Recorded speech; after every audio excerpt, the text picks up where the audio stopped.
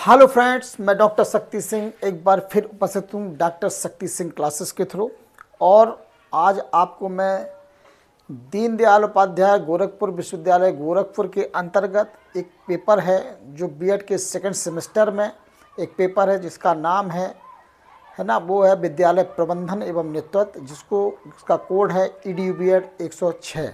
उसके अंतर्गत एक बहुत बेहतरीन टॉपिक है जो परीक्षा के लिए बहुत उपयोगी है, महत्वपूर्ण है, कक्ष प्रबंधन। ठीक है, तो इसमें क्या इंपॉर्टेंट क्वेश्चन है ना, उसकी आज चर्चा करूंगा।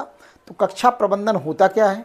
एक प्रकार से अगर देखा जाए तो जैसे आपने पढ़ा, विद्यालय वह स्थान होता है जहाँ बच्चे का सर्वांगीण विकास होता है, जहाँ उनका शारीरिक, मानसिक, नैतिक, चारित्रिक, सामाजिक, सांस्कृतिक डेवलपमेंट किया जाता है। और इस प्रकार आपने देखा होगा कि विद्यालय में ही जो शिक्षक होता है वो कक्षा की जिम्मेदारी शिक्षक के पास होती है। और शिक्षक करता क्या है? शिक्षक है ना, बच्चे को पढ़ाने के दौरान है ना कौन कौन से क्रियाकलाप करता है, कक्षा में आने से पहले कक्षा के व्यवस्था करता है, कक्षा के दौरान व्यवस्था करता है, कक्षा के पश्चात व्यवस्था करता है। यानी कि जो टीचर का मूल उद्देश्य क्या है? कक्षा को बेहतर बनाना, शानदार बनाना, ताकि बच्चा अच्छे से समझ सके, समझ जाए, है ना। व्यवहारिक भाषा में हम कहें तो टीचर अच्छे से पढ़ाए और बच्चा अच्छे से पढ़े, यही कक्षा का प्रबंधन है। जहाँ पर बहुत सी है ना जो समस्याएं हैं, उन समस्या का समुचित समाधान हो। जो बाधाएं हैं कक्षा में, है ना, टीचर और स्टूडेंट्स के जो बातचीत करते समय कोई बाधाएं हैं तो उन बाधाओं को भी समाप्त किया जा सके, इसकी भी है ना चर्चा होती है इसके अंतर्गत। तो हम लोग आइए अब देखते हैं कि कक्षा प्रबंधन क्या है। तो कक्ष प्रबंधन एक प्रकार से कक्षा में टीचर पढ़ाने वाला और स्टूडेंट्स पढ़ने वाला होता है, और जो बीच की बाधाएं होती हैं उन बाधाओं को समाप्त करना है। और टीचर का काम है अच्छे से पढ़ाना और व्यवहारिक भाषा में, और बच्चे का काम अच्छे से पढ़ना। इस प्रकार बच्चे का शारीरिक, मानसिक, नैतिक, चारित्रिक, सामाजिक, सांस्कृतिक डेवलपमेंट होता है, बच्चे का सर्वांगीण विकास होता है। तो शिक्षक की बहुत महत्वपूर्ण भूमिका होती है, क्योंकि शिक्षक अपनी बात कक्षा में ही बच्चों तक पहुंचाता है। तो कक्ष प्रबंधन बहुत अनिवार्य अंग होता है। तो कक्षा प्रबंधन के बारे में आज हम लोग चर्चा करेंगे। तो कक्षा प्रबंधन के बारे में आइए हम लोग देखते हैं। तो कक्ष प्रबंधन का अर्थ क्या है? तो कक्ष प्रबंधन एक व्यापक प्रक्रिया है, यानी एक ऐसी प्रक्रिया है जहाँ पर भाई कक्षा है क्या? कक्षा वह स्थान होता है जहाँ पर टीचर स्टूडेंट्स को पढ़ाने का काम करता है, यानी अपनी बात पहुँचाता है, सूचनाओं को देता है, संप्रेषण करता है, कम्युनिकेशन करता है। टीचर और स्टूडेंट आपस में बातचीत भी करते हैं तो वो कक्षा में ही बातचीत करते हैं। यानी कक्ष प्रबंधन एक व्यापक प्रक्रिया है जो केवल छात्रों के व्यवहारों को नियंत्रित ही नहीं करती है। छात्रों के व्यवहारों को नियंत्रित ही नहीं करती है ना, बल्कि ऐसा वातावरण तैयार करती है जहाँ पर शिक्षण और अधिगम प्रभावी ढंग से हो सके, और ऐसा माहौल बनाया जाता है जहाँ बच्चा बिना किसी डर के सीखे और जो शिक्षण की गुणवत्ता में वृद्धि हो, और यहाँ पर शिक्षक का जो भार हो वो कम हो जाए। यानी कक्ष एक ऐसा है ना व्यापक प्रक्रिया है जहाँ पर छात्रों के जो अनियंत्रित व्यवहार हैं है ना उनको कंट्रोल किया जाता है। तो केवल कंट्रोल करने तक सीमित नहीं होती है, बल्कि कक्षा में शिक्षक ऐसा माहौल बनाता, ऐसी व्यवस्था करता है कि जहाँ पर जो शिक्षण अधिगम प्रक्रिया है, यानी शिक्षण का मतलब होता है कि जो टीचर अपनी बातें बच्चों तक, वो जो बातें पहुंचा रहा है वो बातें पहुंच जाए। अधिगम का मतलब बच्चों के व्यवहार में परिवर्तन हो जाए, बच्चों के व्यवहार में सुधार हो जाए। उन शिक्षण के माध्यम से बच्चे उन चीज़ों को सुनते हैं, है ना, जो सूचनाएं शिक्षक देता है, जो बातें बताता है, और बच्चे उनको है ना उन बातों को सीख कर और अपने जीवन में उतारते हैं। तो जीवन में उतारना ही अधिगम है। और शिक्षक से है ना जो सूचनाएं दी जाती हैं, है ना, यानी कि शिक्षण में होता क्या है? टीचर भी अपनी बात कहता है और बच्चा भी अपनी बात कहता है, और दोनों आपस में अंतःक्रिया करते हैं। तो यहाँ पर यानी कि अंतःक्रिया का मतलब होता है कि टीचर और स्टूडेंट दोनों सक्रिय हो जाते हैं। यानी कि क्लास का माहौल ऐसा होना चाहिए कि जहाँ पर शिक्षक और छात्र दोनों सक्रिय होकर सीखें। और जब दोनों सक्रिय होकर सीखेंगे, और शिक्षक का काम बच्चों को डराना नहीं है, बच्चों को डर को ख़त्म करना है, और बच्चे को सीखने के लिए मोटिवेट करना है। और जिससे कि भाई जब बच्चा डरेगा नहीं तो शिक्षण में गुणवत्ता होगी, क्योंकि टीचर अच्छे से बच्चे को पढ़ाएगा, समझाएगा, और जब अच्छे से पढ़ाएगा, समझाएगा तो चीज़ें अपने आप अच्छी होंगी, शानदार होंगी। ठीक है, तो इस प्रकार आप देखेंगे कि भाई शिक्षण की गुणवत्ता में बढ़ोतरी होगी जब बच्चे डरेंगे नहीं। यानी टीचर जब पढ़ाए बच्चों को तो डराए नहीं, बल्कि उनको समझाए, उनकी बात को सुने। शिक्षण अधिगम प्रक्रिया, तो शिक्षण को मैंने बताया कि एक परिपक्व मस्तिष्क शिक्षक होता है, वो परिपक्व मस्तिष्क होता है, और जो छात्र होता है वो अपरिपक्व मस्तिष्क होता है। आपस में दोनों बैठते हैं क्लास में, जब परिपक्व मस्तिष्क से अपरिपक्व मस्तिष्क की ओर ज्ञान का ट्रांसफ़र होता है। और ये ट्रांसफ़र कब तक होता है? जब तक कि दोनों में ज्ञान लगभग बराबर ना हो जाए। जैसे दो बाल्टियों को जोड़ दिया जाए, दो बाल्टियों को किसी पाइप से आप जोड़ दो तो होगा क्या? एक बाल्टी भरी, एक बाल्टी खाली है। तो बाल्टी भरी बाल्टी से कब खाली बाल्टी में पानी कब तक जाएगा? जब तक कि दोनों में समान पानी ना हो जाए। तो यहाँ पर शिक्षण का मतलब यही है कि दोनों का लेवल, दोनों में ज्ञान का लेवल जब तक बराबर ना हो जाए तब तक ये शिक्षण चलता रहता है। और शिक्षण में अंतःक्रिया होती है, यानी बच्चे अपनी बात रखते हैं, शिक्षक अपनी बात रखते हैं, और आपस में बातचीत होती है। अगर आपस में बातचीत नहीं होगी तो ये अंधेसन हो जाएगा। तो शिक्षण में आपस में बातचीत होती है। अब आते अधिगम क्या है? तो अधिगम की बात होती है। अधिगम का मतलब होता है व्यवहार में परिवर्तन।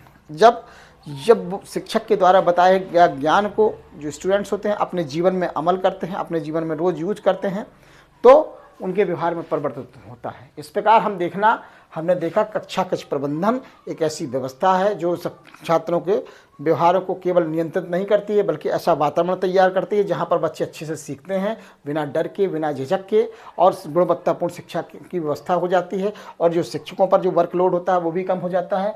अर्थात अब हम कहें तो कक्षा प्रबंधन में तकनीकी का इस्तेमाल भी होता है, रणनीति का इस्तेमाल भी होता है, और कौशल का इस्तेमाल भी होता है। यानी कि कलाकारी का तकनीक यानी मोबाइल, कंप्यूटर, विज्ञान के यंत्रों का उपयोग, रणनीति का उपयोग, रणनीति मतलब कब क्या कैसे पढ़ाना है।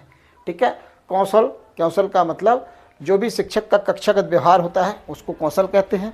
जैसे चाहे प्रश्न पूछना भी कौशल है, चाहे प्रस्तावना प्रश्न हो, चाहे व्याख्यान देना भी कौशल है, चाहे श्यामपट्ट पर लिखना भी कौशल है, शाबाश बहुत अच्छे कहना भी पुनर्वर्ण कौशल है। तो इन सब कौशलों की चर्चा की जाती है। तो शिक्षक कब किस कौशल का प्रयोग करेगा, किस रणनीति का प्रयोग करेगा, किस शिक्षण विधि का प्रयोग करेगा, टीएलएम का प्रयोग कब करेगा, है ना, कब टीचिंग लर्निंग का प्रयोग करेगा, कभी ऑडियो विजुअल का यूज करेगा, कभी दृश्य श्रव्य सामग्री का प्रयोग करेगा।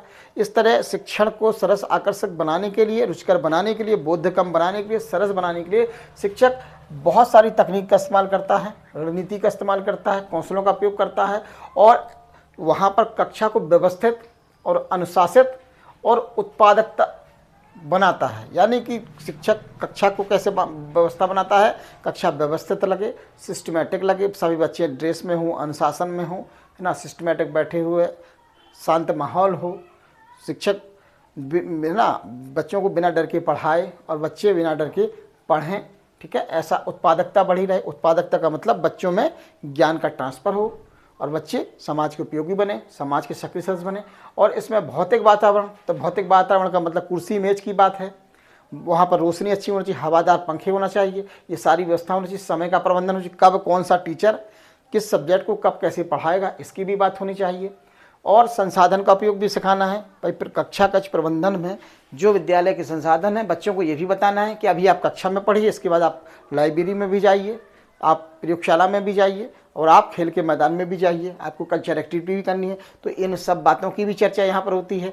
यानी कक्षा में ही, है ना, छात्रों के व्यवहार को भी मार्गदर्शित किया जाता है। तो इस प्रकार कक्षा प्रबंधन में शिक्षक रणनीति, है ना, तकनीकी कौशल का प्रयोग इस प्रकार से करता है कि कक्षा बड़े व्यवस्थित रहे, बच्चों को बैठने के लिए अच्छी कुर्सी मेज की व्यवस्था हो, है ना, अनुशासित रूप से बैठें, ड्रेस में वेल मेंटेन रहें, है ना, सिस्टम से रोज से आए, बच्चों को अपने स्कूल से प्रेम हो, है ना। तो यहाँ सरल शब्दों में कहा जाए तो कक्षा प्रबंधन वह कला है जिसके माध्यम से शिक्षक एक ऐसा सकारात्मक, है ना, अधिगम वातावरण तैयार करता है जिससे व्यवधान कम हो और छात्र सीखने के लिए मोटिवेट हो। ठीक है, जब छात्र मोटिवेट होंगे तभी शिक्षण अधिगम प्रक्रिया प्रभावशाली होती है। तो इसलिए शिक्षक को हमेशा सबसे पहले अपने बच्चों को मोटिवेट करना चाहिए। मोटिवेट करने के लिए, है ना, कक्षा कक्ष प्रबंधन बहुत ज़रूरी है। कक्षा कक्ष प्रबंधन के लिए क्या करना है, क्योंकि एक कलाकारी है, कक्षा प्रबंधन एक कलाकारी है, कला है। कक्षा प्रबंधन एक कला है, कलाकारी है, जिसके माध्यम से एक शिक्षक क्या करता है, अधिगम वातावरण यानी बच्चों के सीखने के लिए एक माहौल तैयार करता है। ठीक है, और जब वो माहौल तैयार करता है, इस माहौल अच्छे माहौल में व्यवधान कम हो, यानी छात्रों को कक्षा में जो भी व्यवधान हो उन व्यवधानों को समाप्त करना है शिक्षक को, और छात्रों को सीखने के लिए मोटिवेट करना है। इस प्रकार आपने देखा कि एक प्रकार से कक्षा प्रबंधन क्या है, कक्षा प्रबंधन बच्चों को प्रभावशाली तरीके से सीखने के लिए मोटिवेट करना है, ताकि वो अच्छे तरीके से सीखें, अपने बिहेवियर में परिवर्तन करें और अपना शारीरिक, मानसिक, नैतिक, चारित्रिक, सामाजिक, सांस्कृतिक डेवलपमेंट करें, अपने व्यक्तित्व का विकास करें, अपनी बुद्धि को यूज करें, मन को शांत करें, है ना, और इस प्रकार वो सर्वांगीण विकास करते हुए समाज का उपयोगी सदस्य बन जाए। तो ये दायित्व किसका है, कक्षा प्रबंधन का दायित्व शिक्षक का है। तो शिक्षक की बहुत महत्वपूर्ण भूमिका होती है।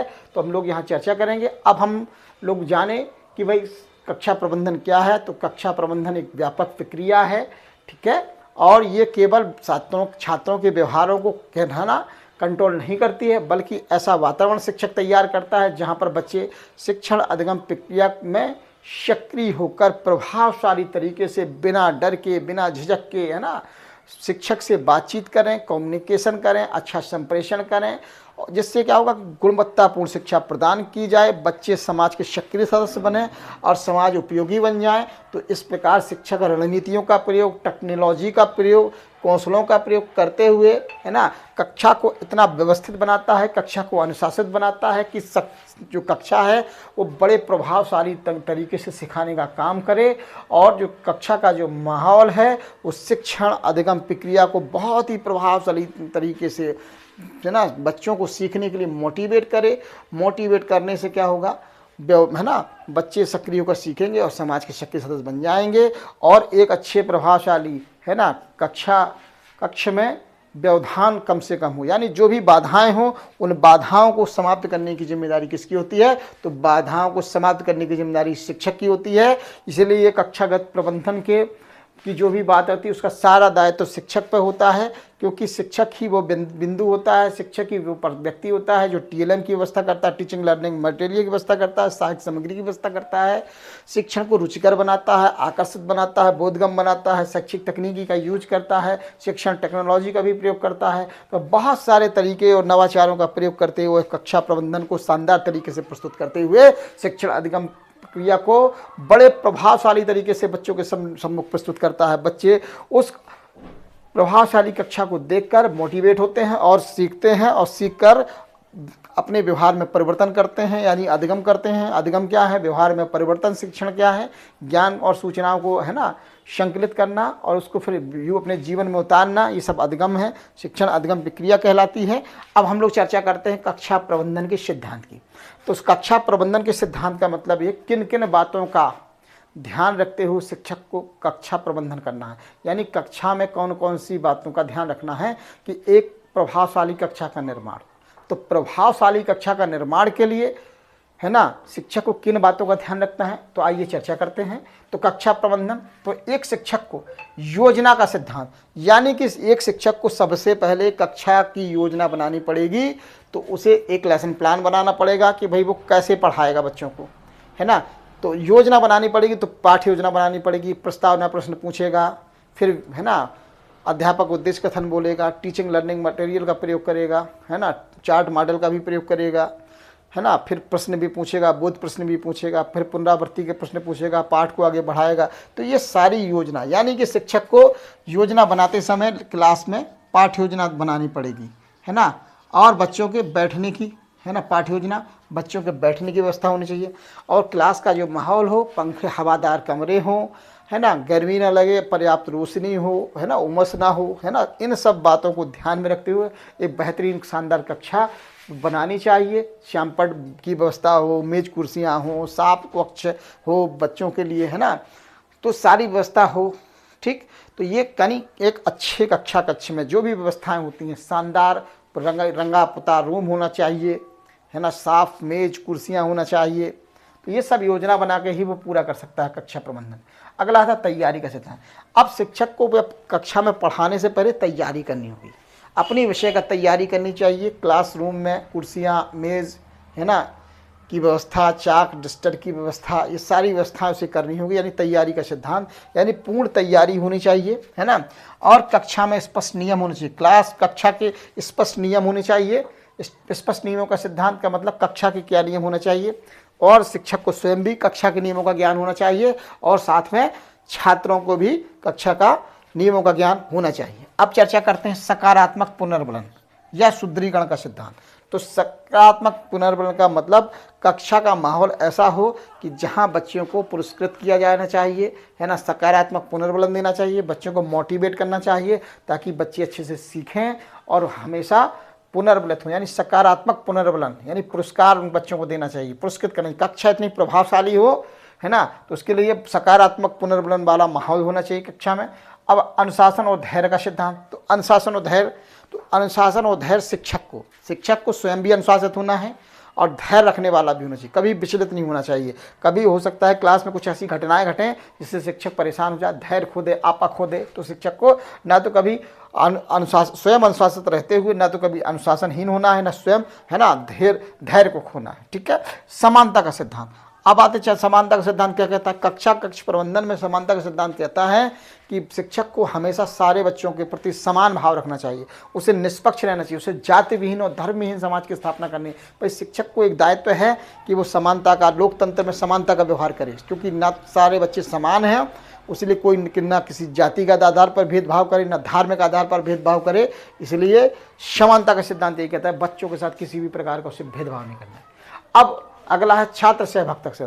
शिक्षक कक्षा में इस तरीके से प्रभावशाली तरीके से, है ना, पढ़ाए लिखाए कि सभी छात्र उसमें सक्रिय हों, यानी छात्रों को सक्रिय करना। ठीक है, छात्रों को सक्रिय करना, तो छात्रों को सक्रिय करना, सभी छात्रों को सक्रिय करना। यहाँ पर छात्र से भक्त का मतलब सभी छात्रों को सक्रिय करना है।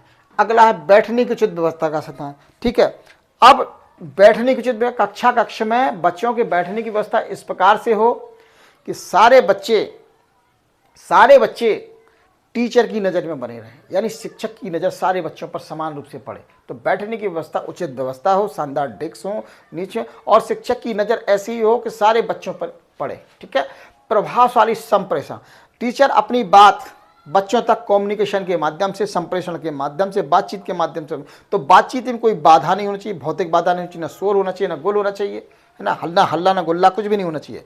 यानी शिक्षक अपनी बात इस तरीके से करे कि सारी बात पहुंच जाए। जैसे मैं आपको अपनी बात पहुंचा रहा हूं, तो वैसे ही बात पहुंचनी चाहिए कि मैं जितना पढ़ाऊं आपको 100% आपको समझ में आए। तो ये प्रभावशाली संप्रेषण कहलाता है।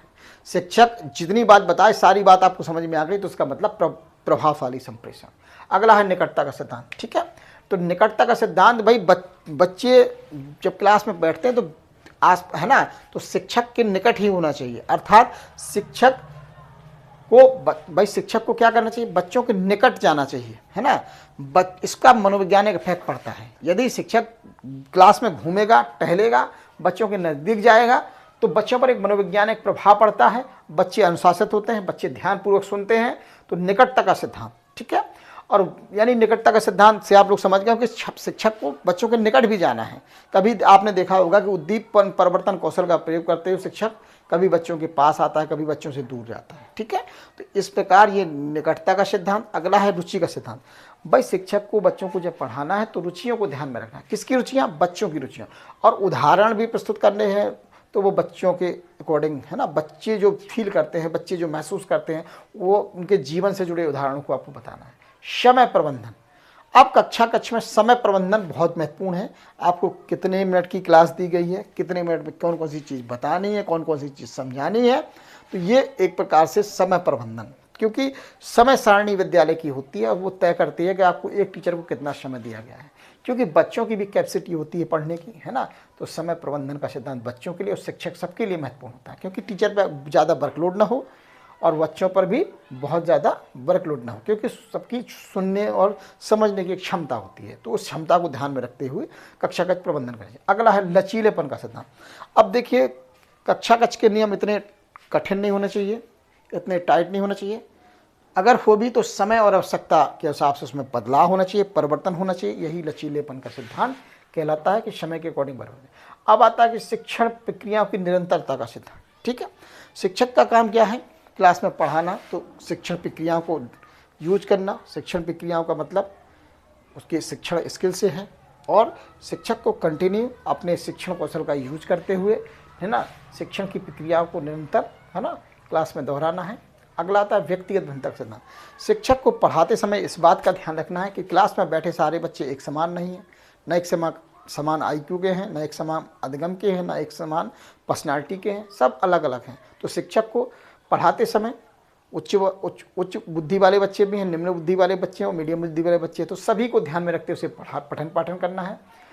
और अगला है स्वनियंत्रण का सिद्धांत। ठीक है, तो शिक्षक को बच्चों को स्वनियंत्रण का सिद्धांत के अंतर्गत बच्चों को इस तरीके से मोटिवेट करना है, इस तरह से समझाना है, इस तरह से बताना है कि जो बच्चे हैं वो स्वयं, है ना, स्वनियंत्रण होकर क्लास में रहें और स्वनियंत्रित होकर सीखें।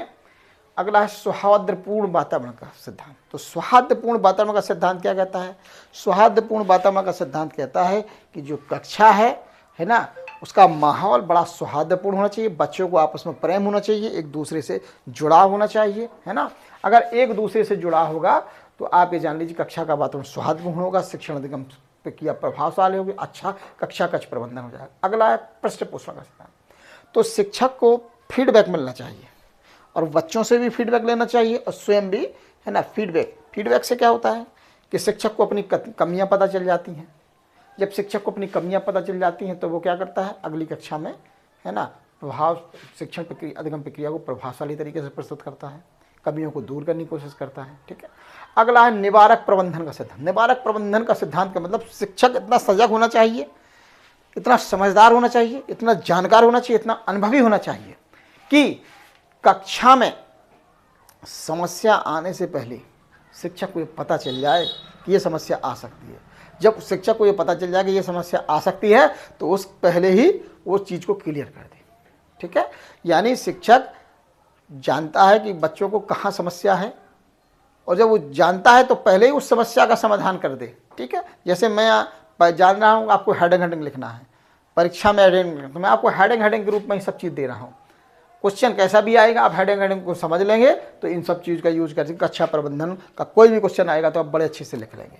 ठीक है, अगली बात है विविधता का सिद्धांत। ठीक है, तो शिक्षक को क्या करना है, उद्दीपन परिवर्तन करना है क्लास में, कभी श्यामपट्ट के दाईं ओर जाना है, कभी बाईं ओर जाना है, कभी आगे कभी पीछे घूमना है, निरीक्षण करना है। साथ में उसे TLM टीचिंग लर्निंग मटेरियल का प्रयोग करना है, सहायक सामग्री का प्रयोग करना है, ऑडियो विजुअल एड का प्रयोग और तमाम ऐसी गतिविधियों का प्रयोग करना ताकि क्लास में थोड़ा सा, है ना, विविधतापूर्ण माहौल रहे, एक जैसा न रहे। जैसे एक जैसा लेक्चर सुनते सुनते, है ना, छात्र क्या होते हैं, परेशान हो जाते हैं, ऊब जाते हैं, है ना। तो शिक्षक को क्या करना चाहिए, डाइवर्सिटी लानी, कभी TLM का प्रयोग, कभी ऑडियो विजुअल का यूज, ताकि बच्चों का इंटरेस्ट बना रहे, शिक्षण सरस बने, रुचिकर बने, आकर्षक बने, बोधगम बने। इस प्रकार शिक्षण अधिगम प्रक्रिया प्रभावशाली तरीके से हो, कक्षा कक्ष प्रबंधन प्रभावशाली तरीके से हो, बच्चों को अच्छे से समझ में आए, बच्चे समझें चीज़ों को और बच्चे अपना शारीरिक, मानसिक, नैतिक, चारित्रिक, सामाजिक, सांस्कृतिक डेवलपमेंट कर सकें। शिक्षण अधिगम प्रक्रिया इतनी प्रभावशाली होनी चाहिए। तो यही कक्षा कक्ष प्रबंधन है। कक्षा कक्ष प्रबंधन केवल बच्चों को कंट्रोल करने तक सीमित नहीं होता है, बल्कि छात्रों को, है ना, के लिए ऐसी शिक्षण अधिगम प्रक्रिया बनाना है, ऐसा माहौल तैयार करना है कक्षा में जहां बच्चे बिना डरे सीखें, शिक्षक से डरे नहीं, बल्कि शिक्षक को अपना मित्र, पथ प्रदर्शक और सलाहकार मानते उनसे बातचीत करते हुए, कम्युनिकेशन करते हुए, है ना, और ज्ञान को प्राप्त करें और ज्ञान को अपने लाइफ में उतारें और अपना सर्वांगीण विकास करते हुए समाज के उपयोगी सदस्य बने। इसके लिए शिक्षक को क्या करना होता है, तकनीकी, रणनीति, कौशल का प्रयोग करना है, कक्षा को व्यवस्थित, अनुशासित और उत्पादकतापूर्ण बनाना है, ताकि अच्छे उत्पादक का मतलब यहाँ अच्छे नागरिकों के उत्पन्न होने से है। और ऐसा भौतिक वातावरण की जो भी क्लास में कुर्सी है, मेज है, प्रभावशाली हो, है ना, श्यामपट्ट हो, श्यामपट्ट की जगह आजकल, है ना, इलेक्ट्रॉनिक बोर्ड चल रहे हैं, इलेक्ट्रॉनिक डिवाइस आ गए हैं, है ना, तो इलेक्ट्रॉनिक डिवाइस में पढ़ाएं, है ना, तो प्रोजेक्टर का भी यूज किया जाए, है ना, ताकि शिक्षण अधिगम प्रक्रिया बहुत प्रभावशाली हो, व्यवधान खत्म हो जाए, छात्रों की सीखने की गति बढ़ जाए, छात्र मोटिवेट हो जाए। और ये सब सिद्धांत बताए, इन सिद्धांतों का यूज भी आपको कक्षा प्रबंधन में करना है। तो शिक्षक को अगर प्रभावशाली कक्षा बनानी है तो इन सिद्धांतों का यूज करना पड़ेगा। कक्षा के प्रबंधन के सिद्धांत में योजना बनानी पड़ेगी, योजना, उसे कब पढ़ाना है, कितने बजे पढ़ाना है, कैसे पढ़ाना है, कौन कौन से सामग्री का प्रयोग करना है, कौन सी चीज़ किन बातों को पहले बताना है, किन को बाद में बताना है, गृह कार्य कैसे देना है, सब बातों की चर्चा। फिर से शिक्षक को तैयारी भी करनी है सबके लिए, कक्षा कक्ष प्रबंधन की तैयारी करनी होगी, स्पष्ट नियम बनाने पड़ेंगे, है ना, सकारात्मक पुनर्बलन देना पड़ेगा, अनुशासन और धैर्य शिक्षक को स्वयं होना पड़ेगा, अनुशासित भी होना होगा, धैर्यपूर्ण भी होना होगा, उसे सभी बच्चों के साथ समानता का व्यवहार भी करना होगा, उसे सभी बच्चों को सक्रिय करना होगा ताकि सारे बच्चे सहभागितापूर्ण तरीके से पढ़ाई करें, उसे बैठने की उचित व्यवस्था करनी होगी, मेज कुर्सी की व्यवस्था, बच्चों को साफ स्वच्छ नीट क्लीन क्लासरूम हो, है ना, सफाई हो, झाड़ू लगी हो और उचित व्यवस्था हो, प्रभावशाली तरीके से शिक्षक अपनी बात करता हो, teaching learning material audio visual के माध्यम से पढ़ाता हो, बच्चों के निकट भी जाना होता है शिक्षक को, है ना, ताकि मनोवैज्ञानिक प्रभाव पड़ता है, बच्चे है ना प्रभावित होते हैं शिक्षक से, रुचि बच्चों की रुचि के अकॉर्डिंग पढ़ाना है, समय प्रबंधन करना है, समय के हिसाब से समय का ध्यान में रखते हुए पठन पाठन भी करना है, समय लचीलेपन का सिद्धांत बताता है कि समय और आवश्यकता के अकॉर्डिंग परिवर्तन भी करना है, शिक्षण प्रक्रिया को निरंतरता रखना है, ऐसा नहीं क्लास में शिक्षक बैठ जाए चुपचाप, तो बैठना नहीं, उसे कंटिन्यू अपनी बात को कहना है, ठीक है, कभी हंसी मजाक भी करना है ना, ताकि और बच्चों से दोस्ताना व्यवहार रखना है, फ्रेंडली बिहेवियर होना चाहिए, डरे नहीं बच्चे, है ना, व्यक्तिगत विभिन्नताओं का ध्यान रखना है क्योंकि क्लास में कमज़ोर बच्चे भी हैं, होशियार बच्चे भी हैं और मीडियम बच्चे भी, हर टाइप के बच्चे बैठे, तो इस बात का भी ध्यान रखना है पढ़ाते समय। स्वनियंत्रण करना है, तो स्वनियंत्रण किसको करना है, बच्चों को मोटिवेट करना है ना, शिक्षक को भी अपने आप को कंट्रोल करना है और बच्चों को भी नियंत्रण करने के लिए मोटिवेट करना है, सौहार्दपूर्ण वातावरण बनाना है ना, फीडबैक बच्चों से लेना है, भाई क्या कमियां रहीं, कहाँ सुधार करे, बातचीत करोगे तो बच्चे बताएंगे तो शिक्षक दूर करेगा, है ना, जितना अच्छा संप्रेषण होगा, कम्युनिकेशन होगा, उतना ही बच्चे शिक्षण प्रक्रिया अध्ययन प्रक्रिया प्रभावशाली होगी। और निवारक प्रबंधन में मैंने बताया, निवारक प्रबंधन में शिक्षक को पहले से पता चल जाता है कि कौन सी समस्या आने वाली है और वो समस्या आने से पहले ही शिक्षक भांप लेता है और उसको उस समस्या का अंत कर देता है। और शिक्षक को विविधतापूर्ण सिद्धांत के अंतर्गत TLM ऑडियो विजुअल इत्यादि का प्रयोग करना है और इन सब सिद्धांतों के द्वारा एक शिक्षण अधिगम प्रक्रिया को सरस, आकर्षक और रुचिकर बनाया जा सकता है। इन सिद्धांतों के माध्यम से कक्षा कक्ष प्रबंधन के कॉन्सेप्ट को जानकर, अवधारणा को जानकर और इनके सिद्धांतों का जानकर इनका यूज करके हम शिक्षण अधिगम प्रक्रिया को प्रभावशाली तरीके से संपन्न कर सकते हैं। मैं डॉक्टर शक्ति सिंह एक बार फिर उपस्थित हूँ डॉक्टर शक्ति सिंह क्लासेस के द्वारा, है ना। आप लोगों ने मुझे ध्यानपूर्वक सुना, उसके लिए आप लोगों का बहुत बहुत धन्यवाद। अब मिलते हैं आपको अब नेक्स्ट क्लास में नेक्स्ट वीडियो के साथ और आप मुझसे जुड़े रहिए। मैं कभी लाइव भी आऊँगा तो लाइव के लिए भी आप लोग मुझसे जुड़ सकते हैं। आप अपनी चैनल को लाइक करिए, सब्सक्राइब करिए और नोटिफिकेशन को ऑन कर दीजिए ताकि मेरी क्लास आपको मिलती रहे। और आप लोगों ने मुझे ध्यान है ना बहुत ही ध्यानपूर्वक सुना, उसके लिए आप लोगों का बहुत बहुत धन्यवाद। मिलते हैं हम नेक्स्ट क्लास और नेक्स्ट वीडियो के साथ, तब तक के लिए सभी को अलविदा।